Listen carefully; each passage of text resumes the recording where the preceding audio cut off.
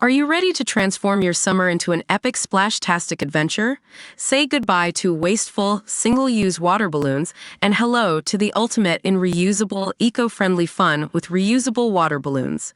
Check out the link in the video description to get yours on Amazon today. SIR Keir Starmer landed in Washington, D.C. today for a crunch NATO summit, amid huge pressure to quickly hike defense spending.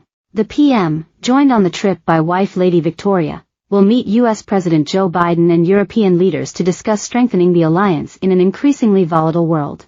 Against the backdrop of war in Ukraine and a tinderbox Middle East, Sir Keir is facing urgent calls to rubber stamp a date on his pledge to raise defense spending to 2.5% of GDP. Philip Ingram, a former colonel in British military intelligence, told The Times the PM is playing with fire by delaying a timetable for the hike.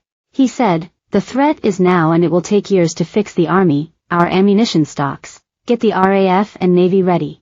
This morning Armed Forces Minister Luke Pollard insisted a new strategic review into defense spending, beginning next week, will set out a path to 2.5%. The review will consider Vladimir Putin's invasion of Ukraine, Middle East instability and the rise of authoritarian countries such as China and Iran. It will also look at Britain's military's capabilities in the face of growing threats.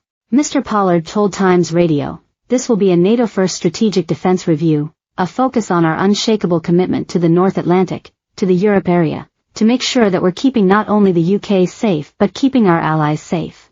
Because if we don't support Ukraine and if they don't win, Russia won't stop there."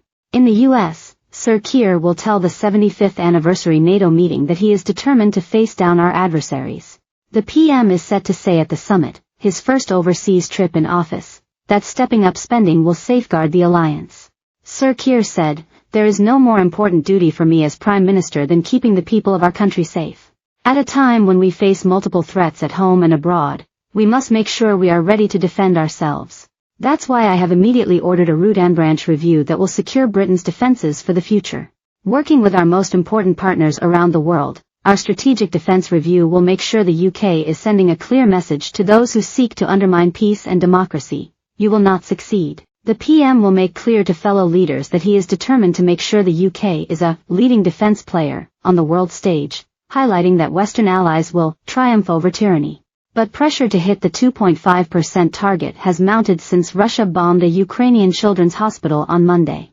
Admiral Lord West, a former head of the Navy and previous Labour security minister, said, "There is no doubt we have got hollowed-out forces.